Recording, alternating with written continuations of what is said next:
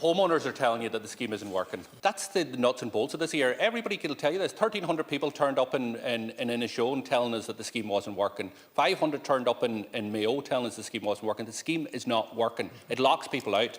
And see this Attorney General's advice. I have it here.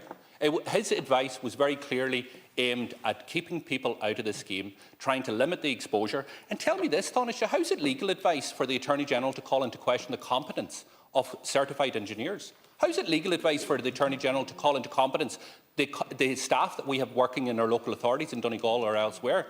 Riddle me that. The Attorney General wasn't given legal advice in a lot of this. It was actually policy advice.